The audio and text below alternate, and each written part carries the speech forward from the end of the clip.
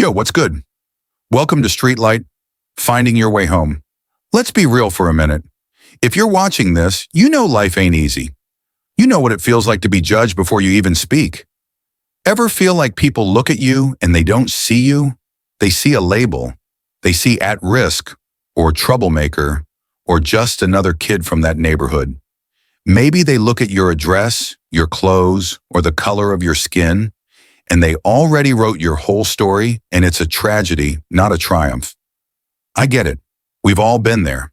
That sting of being boxed in, of feeling like you have to constantly fight just to prove you're not what they call you. But here's the thing about those labels. They're built on lies. They're built on other people's fears, their ignorance, and their limited vision. They are just words, and they have zero power over who you actually are unless you pick them up and wear them yourself. Think about it. That label, failure, too far gone, always messed up. That word is trying to define your value. It's trying to tell you what your life is worth. And because you hear it so much, from the news, from the school system, sometimes even from family, you start to believe it. You start to act like it. It creates this heavy armor around you, right? You build walls, you get defensive. You think, if they already think I'm bad, I might as well be bad. And that right there is where the cycle keeps spinning. I'm here to tell you that the true definition of who you are doesn't come from a zip code or a police report. It doesn't come from a social worker, a teacher, or a jealous cousin. Your true unbreakable value comes from the one who created you. See, a label is something you wear. Value is something you possess.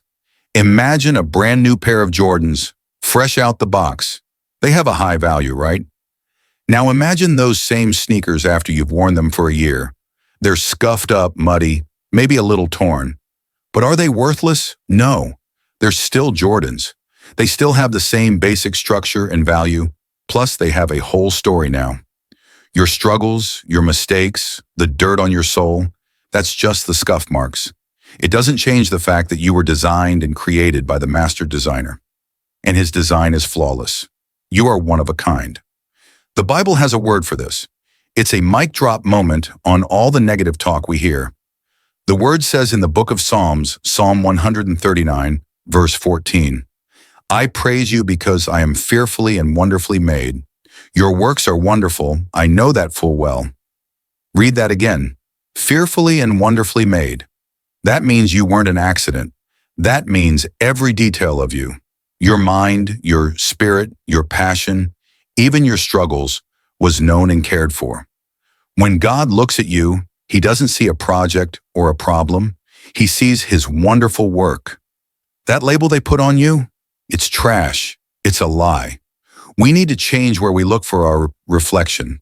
Stop looking in the broken mirror of other people's opinions. Start looking through the lens of God's truth. This isn't about being perfect. This is about being free. Free from the constant pressure to live up to or live down to someone else's definition of you.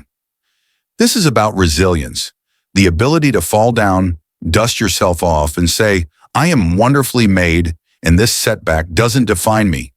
This is the power of hope and the start of a journey toward forgiveness, forgiving the world for lying to you, and maybe even forgiving yourself for believing those lies.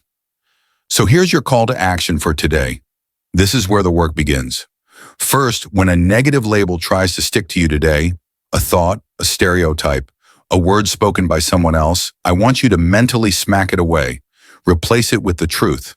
I am wonderfully made. Second, look in the mirror. Not just at your face, but really look. Don't see what they told you. See the person God created. Third, drop a comment below with one positive word you'd use to describe yourself, or that you want to describe yourself. Let's start speaking life into our own identities. Tomorrow we're going to talk about that feeling of being stuck and where we can find a true escape. Until then, remember your worth. Peace.